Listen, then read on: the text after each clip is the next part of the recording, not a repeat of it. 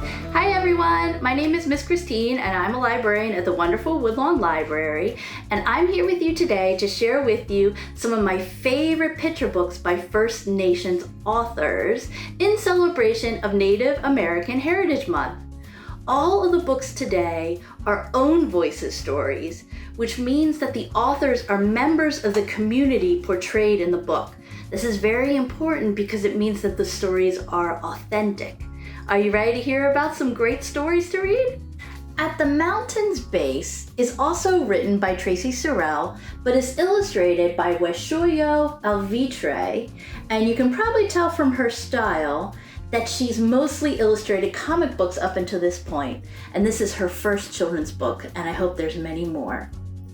So At the Mountain's Base, let me show you these gorgeous illustrations, is written as a poem that highlights the experience of a Cherokee family and shows them as they weave, cook, and sing. They're waiting for their loved one, a pilot, to return home safely. This book also highlights the contributions of Native women serving in the United States Armed Forces. Next, we have How Raven Stole the Sun. The story is written by Maria Williams, and the illustrator is Felix Vigil. This story is a retelling of a Shiglet tale of how Raven was able to get the sun, moon, and stars into the sky and away from the chief.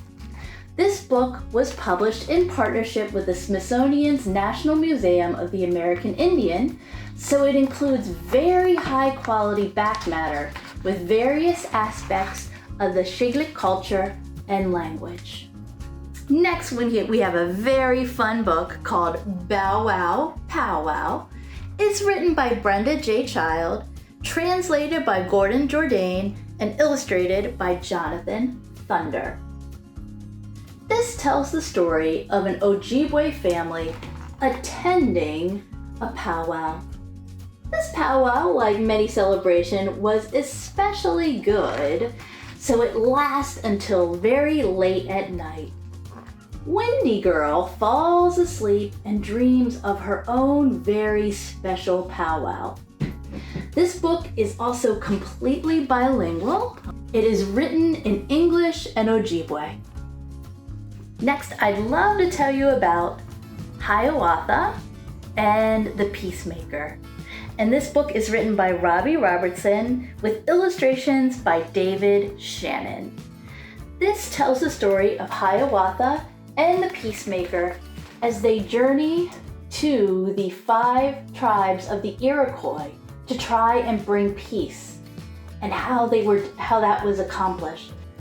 Now, this eventually became the Six Nations Iroquois Confederacy, and these nations were ruled under the Great Law of Peace, which is the oldest representational democracy in the world, and it also had great influence over the writing of the U.S. Constitution. Moving right into the present day is the story We Are Water Protectors. We Are Water Protectors is written by Carol Lindstrom and illustrated by Michaela Goad. There is a prophecy of a black snake. There's the foretelling. This black snake will destroy the land. Originally, it was foretold that it wouldn't come for a long, long time, but unfortunately that day has come, and the black snake is here. People must rally together to protect those who cannot protect themselves and who cannot fight for themselves.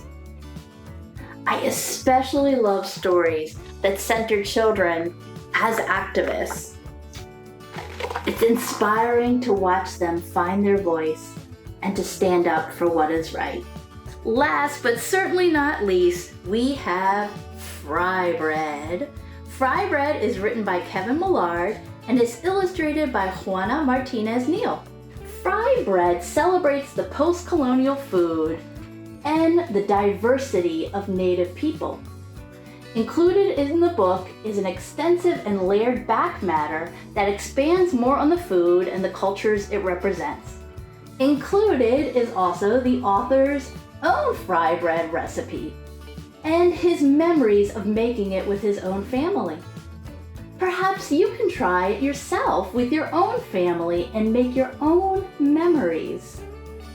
So, those were some of my favorites. But there's always more good books to read.